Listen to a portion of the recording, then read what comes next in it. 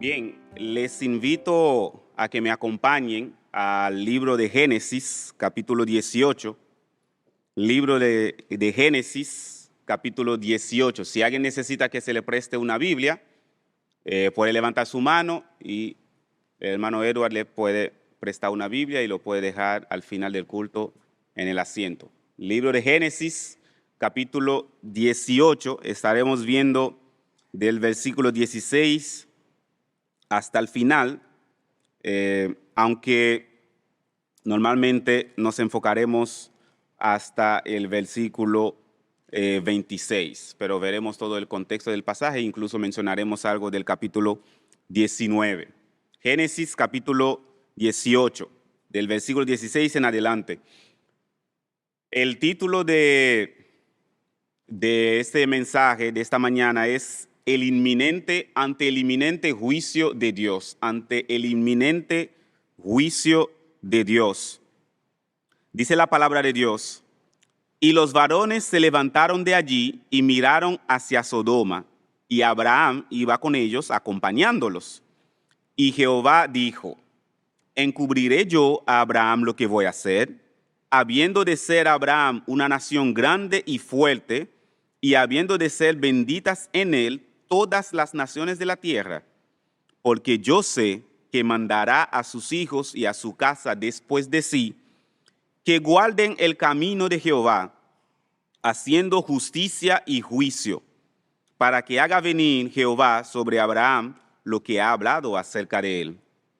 Entonces Jehová le dijo: por cuanto el clamor contra Sodoma y Gomorra se aumenta más y más, y el pecado de ellos se ha agravado en extremo, descenderé ahora y veré si han consumado su obra según el clamor que ha venido hasta mí, y si no, lo sabré.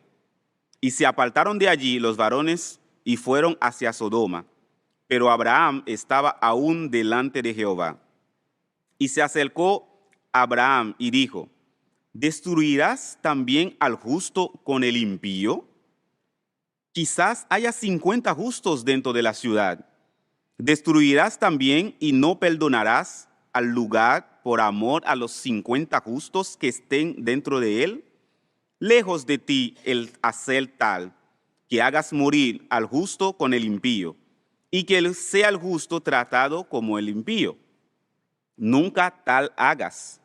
¿El juez de la tierra no ha de hacer lo que es justo? Entonces respondió Jehová: si hallare en Sodoma 50 justos dentro de la ciudad, perdonaré a todo ese lugar por amor a ellos. Salto ahora al versículo 32 y 33. Y volvió a decir: no se enoje ahora mi señor, si hablare solamente una vez. Quizás se hallarán allí 10. Responde el Señor: no la destruiré. Respondió: por amor a los 10. Y Jehová se fue luego que acabó de hablar con Abraham, y Abraham volvió a su lugar. Oremos. Padre, gracias te damos en este momento que tenemos la oportunidad de abrir tu palabra, pero sabemos, como dice tu palabra, abre mis ojos y miraré las maravillas de tu ley. Necesitamos que tu Santo Espíritu nos abra los ojos, nos guíe, nos ilumine, para que nosotros podamos entender lo que tú tienes para nosotros. Te rogamos, Señor, que nuestros ojos espirituales sean abiertos y nuestros oídos también, nuestros corazones puedan apreciar, Señor, discernir lo que tú tienes para nosotros en esta mañana, y también pueda movernos a la acción, pueda movernos a la obediencia. Señor, todo eso lo rogamos es para que tu nombre sea glorificado, para que el reino de Cristo sea expandido aquí en la tierra a través de la predicación del Evangelio, a través de nosotros mostrar a Cristo, Señor, desde nuestras casas hacia afuera. Guía a nosotros del cielo y danos tu gracia en este momento, tanto a mí, Señor, instrumento débil, como a tu pueblo, Señor, que vinieron necesitados de tu palabra en esta mañana. En nombre de Cristo Jesús. Amén. Una de las tragedias más difíciles que me ha tocado vivir fue el terremoto del 2010 en Haití, el 12 de enero 2010. Yo era a las 4:30 de la tarde, 4:35, y yo caminaba en una de las calles para ir a un lugar a comer. Yo nunca había presenciado un terremoto en mi vida. Me habían dicho que había sucedido terremoto y yo estaba durmiendo. No me enteraba, ya ustedes saben la profundidad de mi sueño. Entonces, empecé a ver la gente corriendo, la gente estaba corriendo. Bueno, como yo estoy en Puerto Príncipe, de repente se arman algún revolú, yo, bueno, debe ser por eso. Pero hubo un momento que me di cuenta que yo no tenía equilibrio. Yo no podía quedarme derecho, parado. Y ahí fue que vi también, había un edificio que estaba cerca que empezó a derrumbarse. Yo había salido de la acera y estaba en la misma calle caminando por causa de algunos vendedores que habían ocupado la acera. Y pasaron como unos 30, 35 segundos. Y fueron los 35 segundos más fatales que nuestro pueblo haya vivido. En ese tiempo ya habían fallecido miles y miles de personas y otros miles más en las horas siguientes, porque sabemos con la caída de escombros hay personas que no mueren en el acto, sí mueren después. Fue cuando se paró el terremoto que ahí me di cuenta que de verdad había un terremoto. Ahí yo empecé a ver muchas personas heridas, que se le había caído escombros encima ahí en la calle. Pero yo me acuerdo que en las noches había réplicas, fuertes réplicas, y tuve que quedarme en la calle a dormir porque como sucedía tantas réplicas, uno no podía quedarse dentro de la casa por si venía para abajo. Pero yo me acuerdo de escuchar a la gente, había gente que clamaban a Dios, que rogaban a Dios, y como uno podía decir que iba a haber un despertar en el pueblo. Sin embargo, después que pasó el terremoto, después que hubo rescate, etcétera, pasaron los años y normalmente la gente volvió a su mismo estilo de vida. Han pasado catástrofe tras catástrofe y otra vez la gente vuelve a su mismo estilo de vida. Nosotros podemos ver que en nuestro tiempo normalmente las personas están muy entretenidas y eso conviene al adversario que quiere que sea así, para que cuando llegue el juicio de Dios, ellos no estén preparados.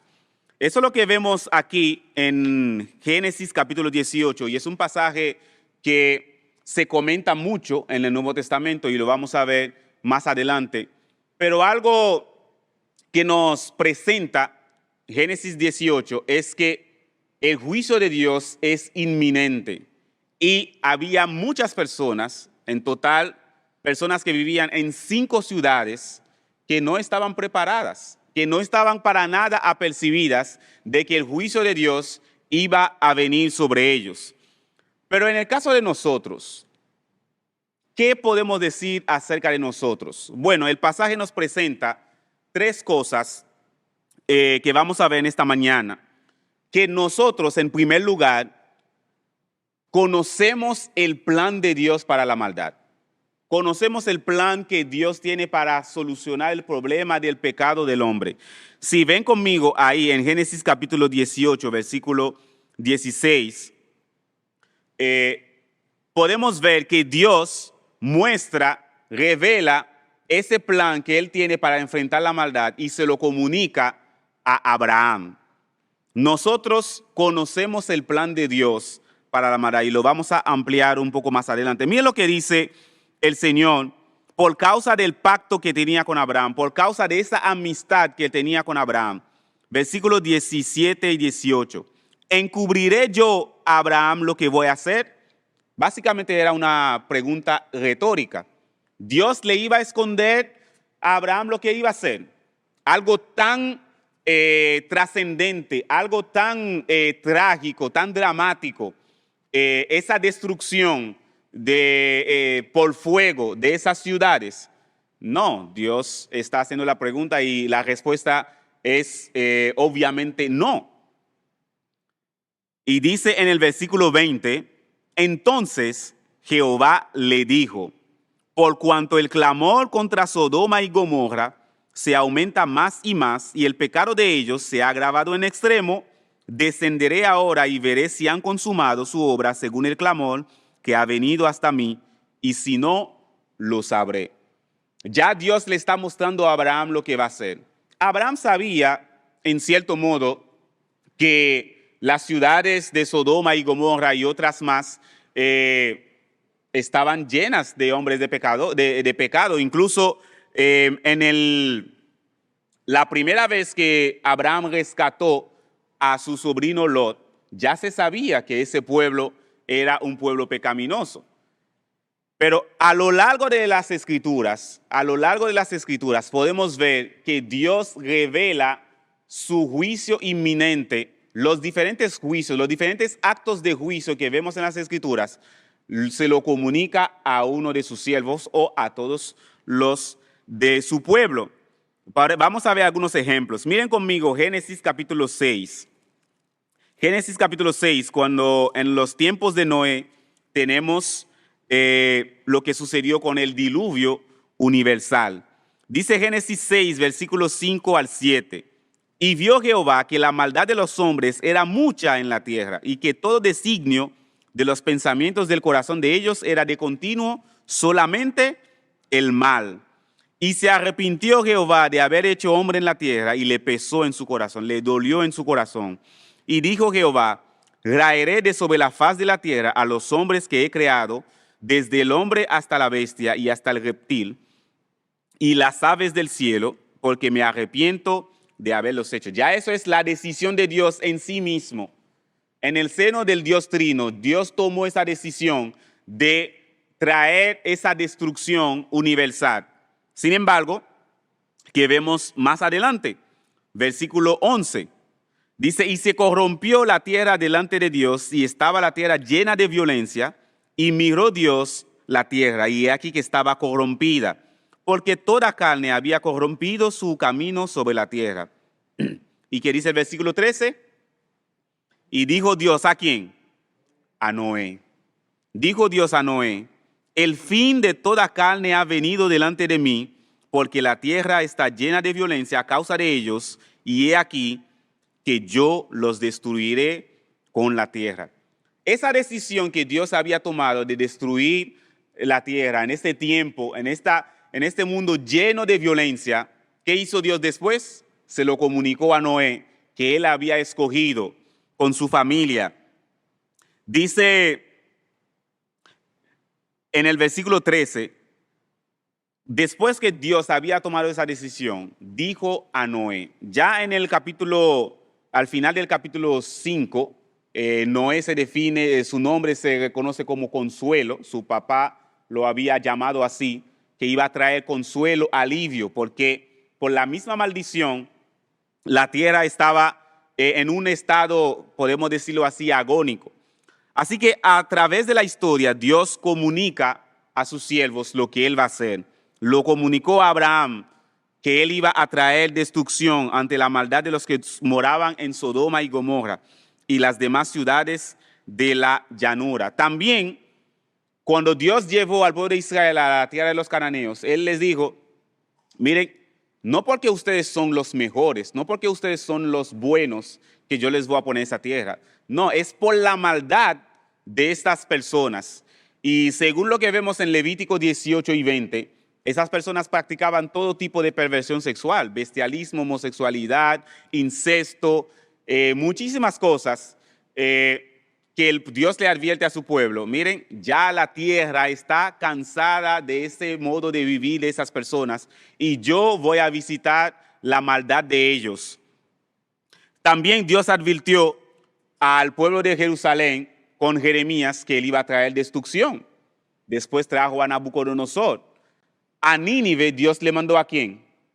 Al profeta Jonás. Jonás al principio no quería ir, después que Dios le amonestó y mandó a esa tormenta, cuando él intentó huir, él aceptó ir y después él proclamó el mensaje de Dios. De aquí a 40 días, Nínive será destruida. También a través de Sofonías, tiempo después de Jonás, como 1 o 2 generaciones después de esa conversión que hubo en la ciudad de Nínive, las personas, las nuevas generaciones volvieron a vivir de una manera impía delante de Dios, y a través del profeta Sofonías, Dios otra vez anuncia juicio y ellos no se arrepintieron, y entonces vino la destrucción sobre Nínive. El Señor Jesús anunció juicio contra Corazín, contra Betsaida, contra Jerusalén, porque ellos no habían recibido el mensaje que Él había traído. Por más milagros que el Señor hizo en Betsaida, en Capernaum, ellos no se habían arrepentido. Y dice el Señor: y tú, Capernaum, que eres levantado hasta el cielo, pero hasta el Hades serás abatida. ¿Por qué? Porque no habían recibido el mensaje del Señor. Y en el último libro de la Biblia, Apocalipsis, ¿qué tenemos? Que Dios anuncia juicio contra los moradores de la tierra antes de la venida de Cristo. Poco antes de la venida de Cristo tenemos esos juicios, los sellos, las trompetas, las copas, que anuncian juicios contra los moradores de la tierra. Dios tiene un plan para la maldad y está revelado en la Biblia. Ahora, hay que decir eso. Dios nos comunica su plan para la maldad, no para satisfacer nuestra curiosidad, sino para movernos a la reflexión y a la acción. No para que nuestra curiosidad por lo que va a suceder en el futuro sea satisfecha, no. Es para movernos a la acción, a la reflexión y a la acción.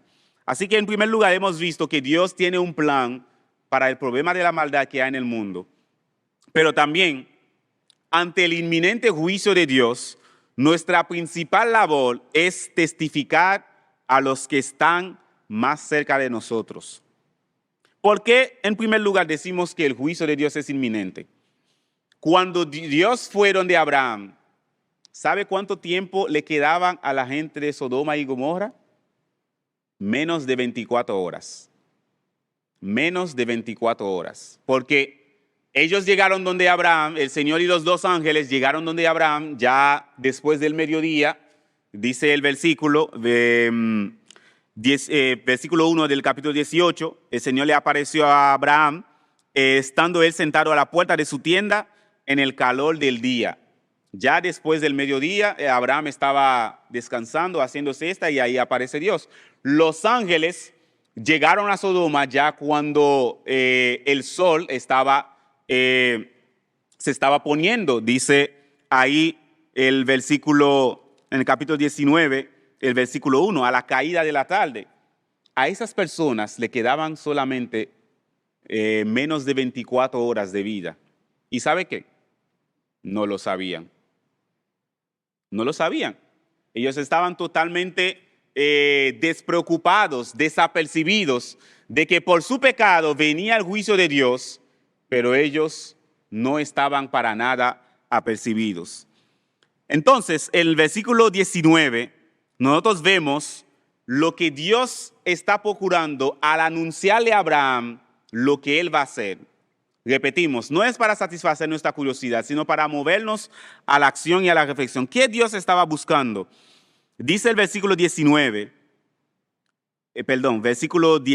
habiendo de ser Abraham una nación grande y fuerte, y habiendo de ser benditas en él todas las naciones de la tierra, porque yo sé que mandará a sus hijos y a su casa después de sí, que guarden el camino de Jehová.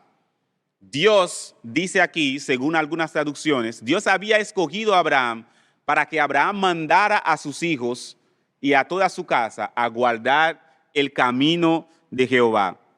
Es decir, que Abraham se dedicara a transmitir la palabra de Dios a su familia y a todos los que estaban en su esfera de influencia o autoridad.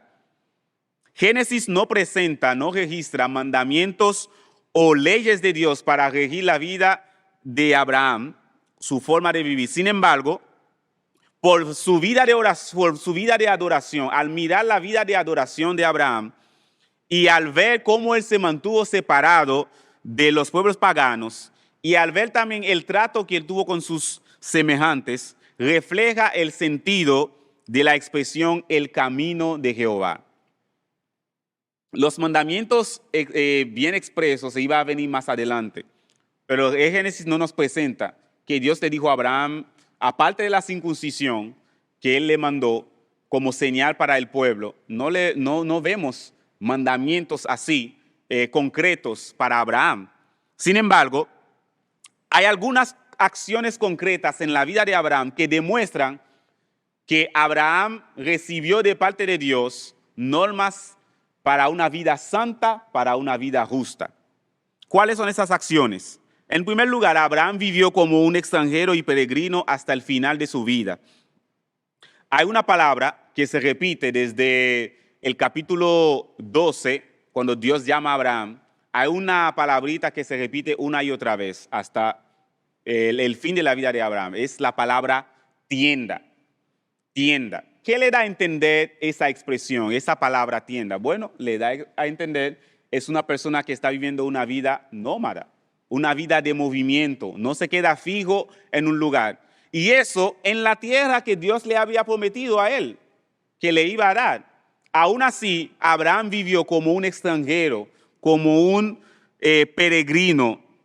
Y como dice la carta a los Hebreos, Abraham esperaba la ciudad que tiene cimientos, cuyo arquitecto y constructor es Dios. Abraham anhelaba una patria mejor. Esta es la celestial. Abraham estaba viviendo aún en la tierra que le correspondía a él por mandato de Dios, pero él vivía como extranjero y peregrino. Abraham también trató con justicia a aquellos que le rodeaban, aun cuando él tenía más poder que ellos por ser más rico. Eso se refleja en el pacto que él hizo con Abimelech. Abimelech vino donde Abraham y le dice, Dios está contigo en todo lo que tú haces. Ahora, te pido que tú me prometas a mí que no vas a faltarme a mí, ni a mi hijo, ni a mi nieto, sino que vas a tratarnos con la misma bondad que nosotros te hemos tratado. Abraham tenía mucho poder, por tener mucha riqueza, Abraham tenía mucho poder. Abraham pudo haber actuado con imposición, con opresión hacia aquellos que le rodeaban, pero no, Abraham vivía de una manera justa. En tercer lugar, Abraham no consideró como opción que su hijo se casara con una mujer pagana, sino que buscó una esposa creyente para él. ¿Se acuerdan de Génesis capítulo 22? Abraham llama a su mayordomo y le dice expresamente, no tomarás para mi hijo mujer de los hijos de los cananeos. No tomarás para mi hijo mujer entre las hijas de los cananeos donde yo habito, sino que irás a mi parentela, que ellos sí tienen cierto conocimiento de Dios, y de ahí vas a tomar una mujer para mi hijo.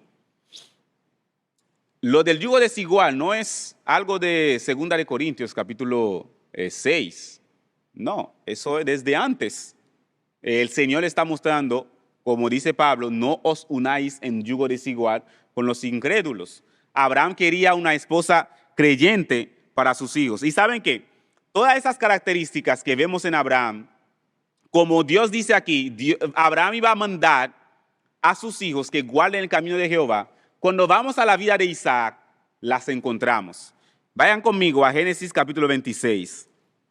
Vamos a ver cómo la obra de Abraham de testificar, de vivir la palabra de Dios y de testificar la palabra de Dios a sus hijos, a todos los que estaban en su casa, se refleja en la vida de Isaac. En primer lugar, Génesis 26, versículo 1 al 6. Dice, después hubo hambre en la tierra, además de la primera hambre que hubo en los días de Abraham. Y se fue Isaac a Abimelech, rey de los filisteos, en Gerar. Y se le apareció Jehová y le dijo, no desciendas a Egipto, habita en la tierra que yo te diré. Habita como ¿qué?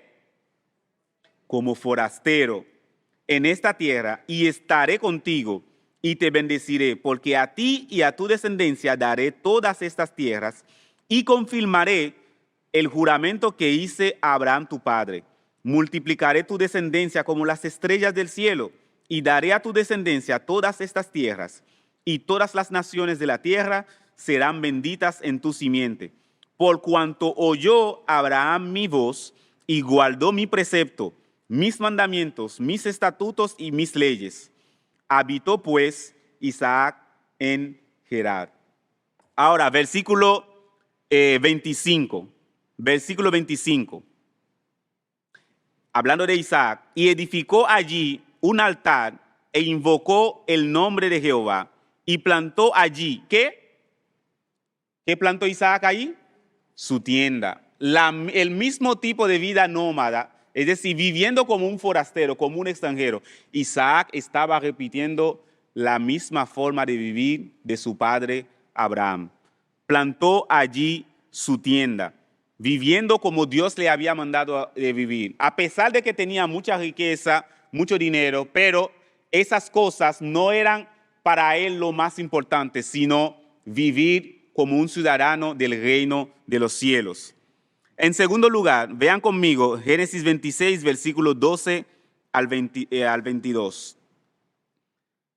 Versículo 12 dice: y sembró Isaac en aquella tierra y cosechó aquel año 100 por 1, y le bendijo Jehová. El varón se enriqueció y fue prosperado y se engrandeció hasta hacerse como muy poderoso. ¿Y qué pasó? Y tuvo hato de ovejas y hato de vacas y mucha labranza, y los filisteos le tuvieron envidia. Isaac pudo haber reaccionado con todo su poder, con toda su riqueza para aplastar a los filisteos. Pero miren la actitud de Isaac. Y todos los pozos que habían abierto los criados de Abraham, su padre, en sus días, los filisteos lo habían cegado y llenado de tierra. Entonces dijo Abimelec a Isaac: apártate de nosotros, porque mucho más poderoso que nosotros te has vuelto, te has hecho. E Isaac se fue de allí, en toda mansedumbre, se fue, y acampó en el valle de Gerar, y habitó allí. Y volvió a abrir Isaac los pozos de agua que habían abierto en los días de Abraham su padre, y que los filisteos habían cegado después de la muerte de Abraham, y los llamó por los nombres que su padre los había llamado. Pero cuando los siervos de Isaac cavaron en el valle y hallaron allí un pozo de aguas vivas, los pastores de Gerar riñeron con los pastores de Isaac, diciendo: el agua es nuestra. Por eso llamó el nombre del pozo Esek, porque habían altercado con él. Y una vez más, él se movió, según el versículo 22, y se apartó de allí y abrió otro pozo. Isaac pudo haber actuado en imposición, con su fuerza, con su poder, pero él mostró mansedumbre, él mostró gentileza, él mostró esa actitud del mismo Abraham, actuando en justicia y juicio, como dice el mandato de Dios en Génesis capítulo 18. En último lugar, en ese mismo sentido, miren conmigo versículo 26. Versículo 26. Después que habían echado a Isaac de allí, esa misma gente, el mismo Abimelec, dice versículo 26, vino a él desde Gerar, y ¿qué le dice Isaac? ¿Por qué venís a mí? Pues que me habéis aborrecido y me echasteis de entre vosotros. Y ellos respondieron: hemos visto que Jehová está contigo. Y dijimos: haya ahora juramento entre nosotros, entre tú y nosotros, y haremos pacto contigo, que no nos hagas mal, como nosotros no te hemos tocado, y que solamente te hemos hecho bien y te hemos enviado en paz. Tú eres ahora bendito de Jehová. Isaac dijo que no. Isaac los echó y mostró rencor, venganza, amargura. No, dice el versículo 30. Entonces él le hizo ¿qué? Banquete. ¡Wow! A esos que le habían aborrecido, que le habían odiado, les hizo banquete. ¿Qué más dice? Y comieron y bebieron y se levantaron de madrugada y juraron el uno al otro, e Isaac los despidió y ellos se despidieron de él en paz.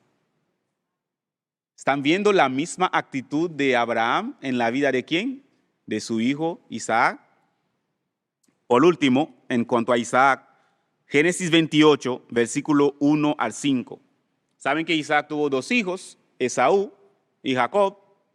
Esaú decidió, cuando él cumplió los 40 años, decidió él mismo buscar esposa, pero lamentablemente lo que hizo fue, él tomó 2 esposas al mismo tiempo y eran 2 mujeres cananeas.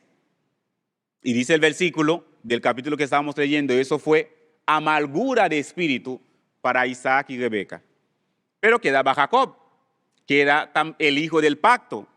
Dice Génesis 28, versículo 1, entonces Isaac llamó a Jacob y lo bendijo y le mandó diciendo, no tomes mujer de las hijas de Canaán, no tomes mujer de las hijas de Canaán. Ven el deseo, el corazón de Isaac para con su hijo Jacob, no verle casado en yugo desigual. Y que le dice, levántate, ve a Padán Aram, a casa de Betuel, padre de tu madre, y toma allí mujer de las hijas de Labán, hermano de tu padre. Y el Dios omnipotente te bendiga y te haga fructificar y te multiplique hasta llegar a ser multitud de pueblos, y te dé la bendición de Abraham y a tu descendencia contigo, para que heredes la tierra en que moras, que Dios dio a Abraham. Así envió Isaac a Jacob, el cual fue a Padán Aram, a Labán, hijo de Betuel arameo, hermano de Rebeca, madre de Jacob y de Esaú. Ese corazón que tenía Abraham para con su hijo Isaac, de verle casado con una mujer creyente, así mismo Isaac lo tuvo para con su hijo Jacob, de velar de que su hijo pudiera tener una esposa creyente.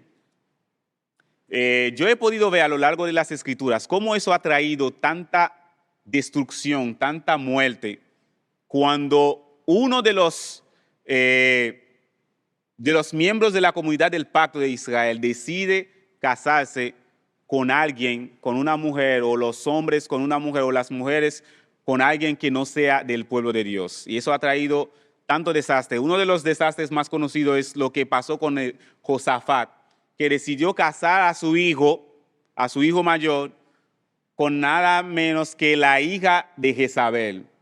Ya Jezabel de por sí era una mujer impía, que trajo la más forma horrible de idolatría al pueblo de Israel, con Acab a la cabeza, y aparece Josafat, que era un hombre piadoso, y casa a su hijo con la hija de Jezabel, que se llamaba Atalía. ¿Y sabe qué sucedió después? Ese hombre, Joram, el hijo de Josafat, después que murió su papá, tenía 8 hermanos y los mató a todos. Y dice la Biblia que él actuaba impíamente por causa de su esposa. Después su hijo hizo lo mismo, porque su mamá le aconsejaba para que actuara impíamente. Vemos el deseo de Isaac de que su hijo tenga una esposa creyente. Así que ante el inminente juicio de Dios, los padres deben vivir y testificar la palabra de Dios ante sus hijos y ante los demás que están en su esfera de influencia. Un comentarista afirma lo siguiente: los padres son responsables por la sagrada misión de educar a sus hijos y por lo tanto debieran combinar la firmeza con el amor como lo hizo Abraham. Esa tarea de educar a los hijos de la debida manera no puede ser delegada a otro. No puede ser delegada a otro, instructor o maestro, sin que haya el peligro de una grave pérdida. No se debe esperar que la influencia de maestros piadosos tome el lugar de la educación del hogar, sino más bien que la complemente. ¿Sobre quién recae la responsabilidad de transmitir, de vivir y transmitir la palabra de Dios a sus hijos? A los padres. Moisés lo dice claramente en Deuteronomio capítulo 6 y otros pasajes de las Escrituras. Abraham vivió 175 años. Cuando Abraham murió, Isaac tenía 60 años. Así que Abraham tuvo todo este tiempo para influir en la vida de su hijo, para enseñarle, para transmitirle la palabra de Dios, para vivirlo delante de él, pero también ante sus nietos. Cuando Abraham murió, Esaú y Jacob tenían 15 años. También a ellos, él tuvo la oportunidad de enseñarle el camino de Jehová, como lo dice Génesis 18, versículo 19.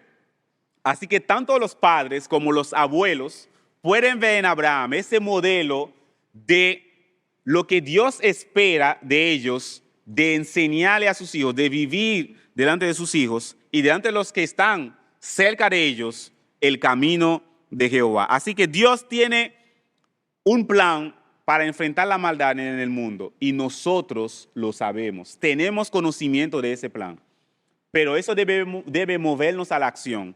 Y la primera acción es que debemos testificar a los que están más cerca de nosotros, desde nuestra casa hasta fuera de ella.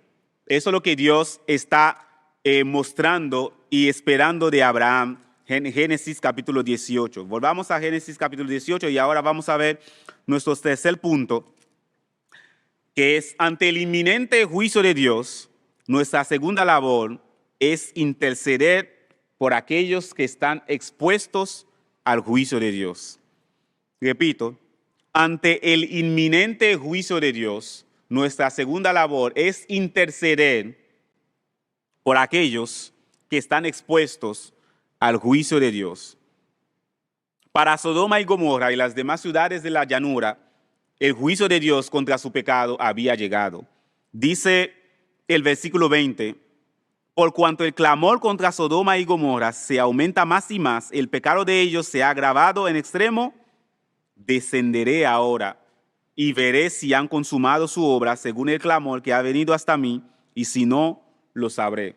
Lo está presentando en lenguaje humano para que nosotros lo sabemos. No es que Dios no sabía exactamente lo que estaba sucediendo en Sodoma y Gomorra, es para que desde el punto de vista humano se pueda notar que había las evidencias para que esas personas, esas ciudades recibieran el juicio de Dios. Llama la atención esa expresión, el clamor contra Sodoma y Gomorra. A veces uno se pregunta, ¿cuál era ese clamor? Bueno, hay diferentes explicaciones. Puede ser que muchas personas que habían pasado por Sodoma y Gomorra habían sufrido las exacciones, esas acciones que ellos cometían, como se ve en el capítulo 19, cuando Lot recibe a los dos ángeles que habían venido en forma humana, que hicieron todos los hombres de la ciudad, rodearon la casa con el objetivo de violarlos. Imagínense cantidad de personas que habían pasado por Sodoma y Gomorra y que habían sufrido eso. Sería normal pensar que ellos clamaban ante Dios, pero también, como lo presenta Daniel capítulo 4, cuando Nabucodonosor se exaltó a sí mismo y pensaba que era lo máximo, dice que hubo una orden de derribarlo a él y de ponerle a él como una bestia. Y dice que la sentencia es por orden de los vigilantes. El pasaje muestra que hay ángeles que están pendientes de algunos reinos y que ellos reportan ante Dios la conducta de los reyes. Y por causa del pecado de Nabucodonosor, de su orgullo, de su soberbia, abogaron delante de Dios para que él fuera humillado. Porque dice claramente el versículo que descendió un ángel y decía que ese árbol debe ser derribado. Nabucodonosor debe ser derribado, debe ser puesto entre las bestias por una duración de 7 años. Así que pudiera ser también que hubiera ese tipo de clamor ante Dios. Señor, mira ese pueblo, mira Sodoma, mira Gomorra, mira cómo ellos persisten en ese pecado de homosexualidad y de cómo ellos cometen tanto agravio contra otras personas que pasan por ahí. Dice en 2 de Pedro que el justo Lot era abrumado por la nefanda conducta de ellos. Es decir, vivir en Sodoma era para un justo lo más difícil que pudiera estar pasando. Ver y oír todo lo que esas personas hacían. Entonces, el juicio había llegado. Pero ¿sabe qué? Dios había mostrado paciencia con los de Sodoma y Gomorra. Porque desde que se mencionó a Sodoma y Gomorra la primera vez, cuando Lot decidió escoger vivir en Sodoma, ya habían pasado unos 20 años. La paciencia de Dios se había empezado a manifestar claramente tiempo antes. Siempre que Dios manifiesta su juicio, muestra paciencia, muestra longanimidad. En el tiempo de Noé, ¿cuánto tiempo Dios concedió? Dice la Biblia, 120 años. Incluso el pueblo de Canaán, que según vimos en Levítico 18 y 20, que estaban practicando todo tipo de aberraciones, quemando a sus hijos recién nacidos por fuego y otras cosas que ya dijimos. Dios había dicho a Abraham que su pueblo iba a ser esclavo en Egipto porque la maldad del amorreo no había llegado a su colmo. Es decir, Dios le dio aproximadamente como 600 años a esas personas para que se arrepintieran. ¿Y ocurrió el arrepentimiento? No, fueron pocos los que se salvaron. Es decir, Rahab y su familia. Pero Dios siempre da ese tiempo de espera para que las personas puedan arrepentirse. Ahora, cuando Dios le revela su plan a Abraham, Abraham se sobrecogió de dolor, de compasión y misericordia. Y eso debe manifestarse entre nosotros al ver el inminente juicio de Dios. Porque podemos decir que hay tanta diferencia entre nuestro tiempo y lo que estaba sucediendo en Sodoma y Gomorra. Vemos cómo nos quieren imponer la ideología de género, cómo nos quieren imponer la sexualización de los niños desde pequeños con libros de texto aberrantes y muchas otras cosas más. Nos quieren imponer el aborto. No es tan diferente. Y sabemos que ese mundo merece ese juicio. Sin embargo, ¿qué muestra Abraham al enterarse, al recibir esa revelación de Dios del juicio que iba a derramarse sobre Sodoma y Gomorra? Mire lo que dice versículo 23, Génesis 18, 23. Y se acercó Abraham. Y se acercó a Abraham. ¿Está hablando de un acercamiento físico ahí? No, ya Abraham estaba ahí al lado de Dios. Pero fue un acercamiento espiritual, en oración, en modo de intercesión, al saber, al conocer la mente y el corazón de Dios, ese Dios santo y justo. Abraham se acerca para interceder, porque él es movido a misericordia, a compasión. Dice un comentarista, la intercesión de Abraham pone de relieve que el amigo de Dios lo era también de los hombres. Indudablemente le daría asco la impureza de los habitantes de esas ciudades al sur del Mar Muerto y se sentiría como un extraño entre ellos. No obstante, la comunión con Dios había despertado en él un profundo amor hacia su prójimo. El juicio iba a ser severo, el castigo iba a ser duro. Por eso que Abraham, conociendo eso, se acerca a Dios con compasión, con amor para con esas personas y empieza a interceder. La labor de intercesión es muy destacada en las Escrituras. Antes que veamos la intercesión de Abraham, podemos ver el ejemplo de otros que se pusieron a interceder por otros. Tenemos el caso de Moisés. Miren conmigo, Éxodo 32. Éxodo 32, versículo 7. Éxodo 32, versículo 7. Éxodo 32, versículo 7. Entonces Jehová dijo a Moisés, anda, desciende, porque tu pueblo que sacaste de la tierra de Egipto se ha corrompido. Pronto se han apartado del camino que yo les mandé y se han hecho un becerro de fundición, lo han adorado y le han ofrecido sacrificios y han dicho, Israel, esos son tus dioses que te sacaron de la tierra de Egipto. Dijo más Jehová a Moisés, yo he visto a este pueblo que, por cierto, es pueblo de dura cerviz. Ahora, pues, déjame que se encienda mi ira en ellos y los consuma, y de ti yo haré una nación grande. El juicio de Dios estaba a punto de derramarse sobre el pueblo de Israel que se había apartado y habían hecho ese becerro de fundición, y Dios iba a mandar juicio. Pero ¿qué hizo Moisés? ¿Aceptó esa oferta de Dios de hacer de él una nación grande y que el juicio de Dios se derramara sobre el pueblo de Israel? No. Miren la actitud, miren el corazón de Moisés. ¿Qué dice Moisés? Versículo 11. Entonces Moisés oró en presencia de Jehová su Dios y dijo: oh Jehová, ¿por qué se encenderá tu furor contra tu pueblo que tú sacaste de la tierra de Egipto con gran poder y con mano fuerte? ¿Por qué han de hablar los egipcios diciendo: para mal los sacó, para matarlos en los montes y raerlos de sobre la faz de la tierra? Vuélvete del ardor de tu ira y arrepiéntete de este mal contra tu pueblo. Versículo 13. Acuérdate de Abraham y de Isaac y de Israel tus siervos, a los cuales has jurado por ti mismo y le has dicho: yo multiplicaré vuestra descendencia. ¿Y qué dice el versículo 14? Y Jehová se arrepintió del mal que dijo que había de hacer al pueblo.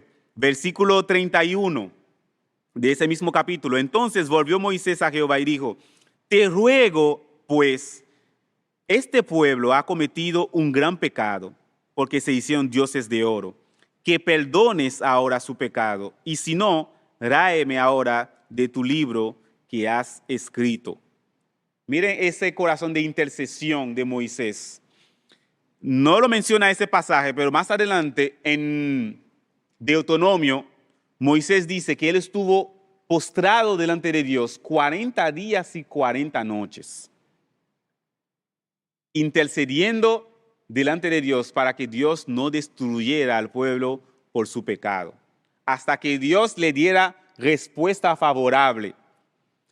En otra ocasión, en Números, si miran conmigo Números capítulo 14, Números capítulo 14, un pasaje que vimos en otra ocasión cuando tuvimos las prédicas sobre la murmuración. El pueblo de Israel murmura contra Dios y se rebelan y dice que no van a ir a la tierra prometida porque los gigantes van a acabar con ellos. Y Dios se enoja. Si miran conmigo el versículo 11, dice: y Jehová dijo a Moisés: ¿hasta cuándo me ha de irritar este pueblo? ¿Hasta cuándo no me creerán con todas las señales que he hecho en medio de ellos? Yo los heriré de mortandad y los destruiré, y a ti te pondré sobre gente más grande y más fuerte que ellos. ¿Y cuál fue la respuesta de Moisés? Respondió Moisés a Jehová: lo oirán luego los egipcios, porque de en medio de ellos sacaste a este pueblo con tu poder, y lo dirán a los habitantes de esta tierra. Es decir, Moisés estaba preocupado por la reputación de Dios, por la gloria de Dios. Y ahora, ¿cuál es la petición que hace Moisés en el versículo 17?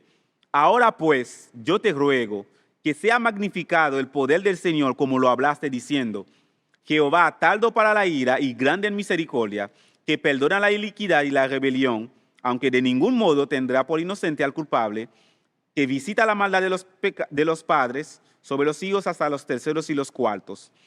Perdona ahora la iniquidad de este pueblo, según la grandeza de tu misericordia, como has perdonado a este pueblo desde Egipto hasta aquí.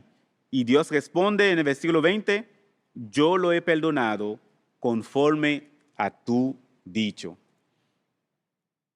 El corazón de intercesión de Moisés por el pueblo de Israel. También tenemos el caso de Samuel. 6 veces menciona la Biblia en el primer libro de Samuel, que por causa del tiempo no vamos a poder ver esos pasajes, que Samuel oraba por el pueblo. Incluso un versículo muy conocido que Samuel dice: lejos sea de mí el dejar de orar, el cesar de orar por vosotros delante de Dios. No, para mí sería como un pecado, dice Samuel, que yo dejara de orar por vosotros.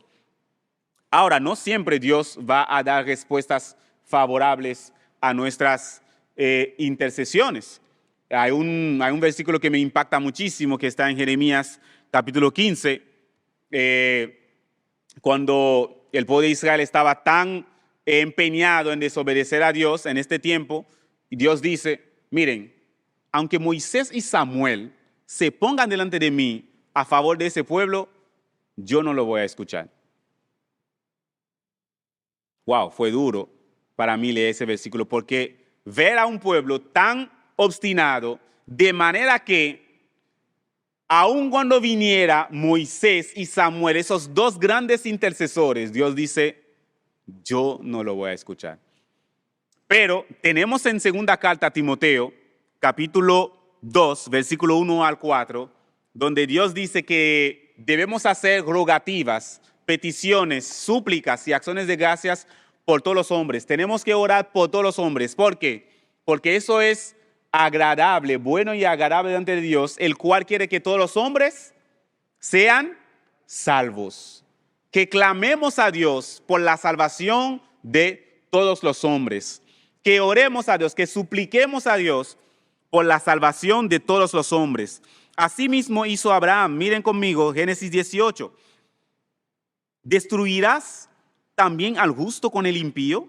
Génesis 18, versículo 23. Quizás haya 50 justos dentro de la ciudad. ¿Destruirás también y no perdonarás al lugar por amor a los 50 justos que estén dentro de él? Estamos viendo esa intercesión de Abraham que tiene tres características. Una intercesión confiada, una intercesión reverente, una intercesión persistente. Abraham se acercó a Dios, como dice Hebreos capítulo 4, acerquémonos, ¿cómo? Confiadamente al trono de la gracia. Abraham se acercó confiadamente al Señor. Pero también Abraham fue reverente. Abraham fue reverente y luego dice, el juez de toda la tierra no ha de hacer lo que es justo. Pero Abraham sigue persistiendo en su intercesión. Él pasó, si miran conmigo, en el versículo 24, empezó con 50 justos. ¿Y con cuánto terminó? Con 10 justos. Una y otra vez, él lo fue bajando, pero cuando viene a ver, mire, no son tantos 50, pueden ser 45. Señor, tú no vas a perdonar. Si faltan 5 de los 50, si sean 45, el Señor dice, los voy a perdonar. Espérate, Señor, mira, pueden ser 30. ¿Los vas a destruir por amor a los... ¿No lo vas a perdonar por amor a los 30? Los perdonaré por amor a los 30. Mira, Señor, puede ser que sean 20. Luego, mira, Señor, y pueden ser que sean 10. ¿No los vas a perdonar por amor a los 10? Imagínense toda esa multitud que vivía en esas ciudades que serían libradas del castigo de Dios por tan solamente ¿cuántas personas? 10 personas. Ven lo grande de la misericordia de Dios, de la bondad de Dios, del amor de Dios, pero también el corazón de Abraham, que está procurando que todas esas personas sean libradas del castigo de Dios, puedan tener chance de arrepentirse un tiempo más, y él sigue persistiendo, procurando que esas personas no reciban el castigo de Dios por su pecado que claramente merecen. Abraham también pecó delante de Dios. 2 veces él mintió, se desesperó. Sin embargo, él había experimentado la misericordia de Dios. Dios no lo había rechazado, ya Dios lo había escogido. Y por eso que Dios dice aquí que él iba a mandar a sus hijos y a su casa que guarden el camino de Jehová. Y ese camino de Jehová es mostrar a ese Dios misericordioso, justo, como lo vimos esta mañana al empezar el culto del Salmo 139. Alabar a Jehová, ¿por qué? Porque Él es bueno, porque para siempre es su misericordia. Abraham apela al carácter de Dios, un carácter de justicia, de amor y misericordia. ¿Cuánto tiempo pensamos que tienen aquellos que nos rodean que no tienen a Cristo? ¿Cómo nosotros los miramos? ¿Pensamos que tienen toda la vida por delante? Si pensábamos así, si todavía pensamos así, podemos recordar cómo nos desmiente los 2 años de pandemia que hemos tenido.